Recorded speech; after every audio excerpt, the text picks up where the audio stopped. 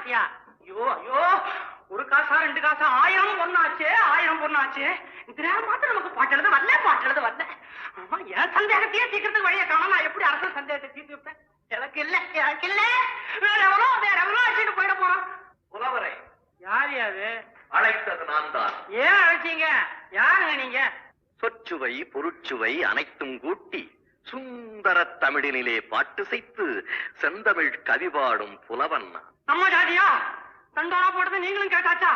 ஏன் வயிற்றுல அடிக்கிறதுக்காக வந்திருக்கீங்க? அப்போ பாண்டியன் சந்தேகத்தை தீர்க்கும் பாட்டு உனக்கு கிடைத்து விட்டால் பரிசத்தனை உனக்கு கிடைக்கும் அல்லவா? ஐயோ, அந்த பாட்டு மாத்திரம் எனக்கு தெரிஞ்சது. அடுத்த க்ஷணம் என் கையில 1000 பவுன் பரிசு. கவலைப்படாதே, அந்த பாட்டை நான் உனக்கு தருகிறேன். பாட்டை நீங்க தர்றீங்களா? வேண்டியதுதான். உங்க பாட்டை கொண்டு போய் ஏன் பாட்டுன்னு சொல்லிக்கவா? நக ஏற்கனவே சொந்தமா எழுதுற பாட்டியே கண்ணாபினான்னு பேசுறாங்க.